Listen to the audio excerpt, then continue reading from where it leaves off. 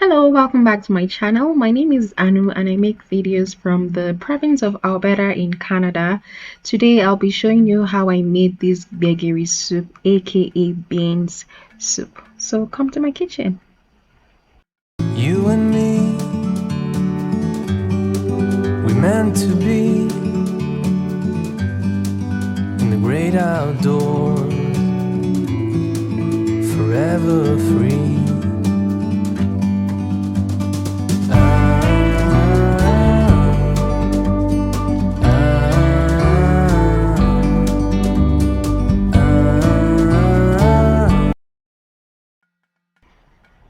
For today's recipe, I'm going to be using 1 cup of black-eyed beans.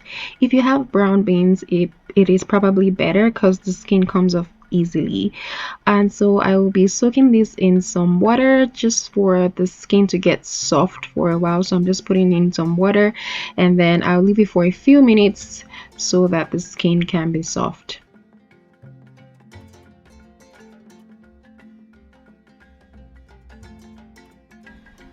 Once your beans has soaked for a while, it is ready to be peeled, and although I'm using my hands here, it is advisable to just pulse it for a few seconds in your food processor. That way the skin comes off easily.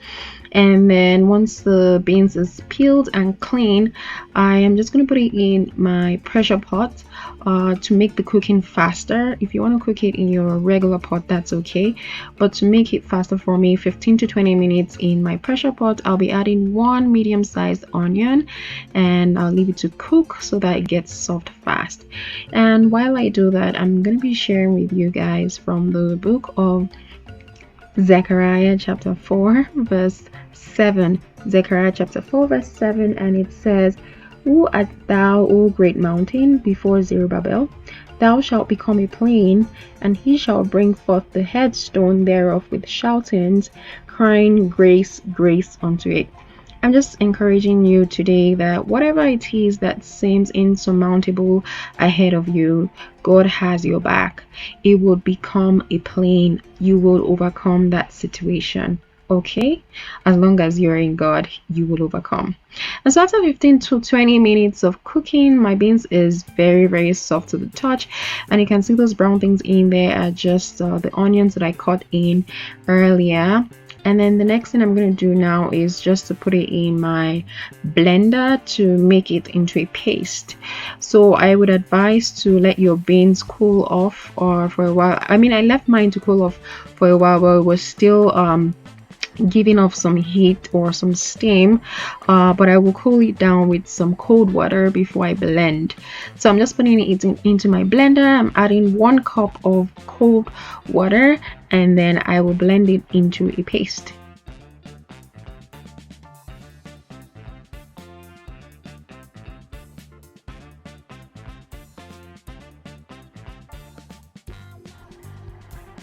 Gbegiri soup is very easy to make. Like, the hardest part of this soup is peeling the beans, and you can make your life easier by using a blender or a food processor to peel the skin of your beans. So after blending, you just want to sieve it. Some people don't sieve, they just go in and make the soup like that, but I like my own to be very smooth to the taste, and so I sieve it. And after sieving, you can see that it has some some particles that I just don't want in my soup. I like mine to be very smooth, so you can just use a fine sieve and sieve it, and you have your soup. It is practically ready at this point. All we'll be adding is just a few ingredients. I will be leaving the list of ingredients in the description box below so you can see what I'm adding. So I'm adding some crayfish, salt, about 1/4 cup or 2 tablespoons of red palm oil, and that's about it. If you want yours to be spicy, you can add a little red ground pepper, but I didn't add mine. I made some fresh stew that you'll be seeing later on in the video, so, and that had a lot of spice in it.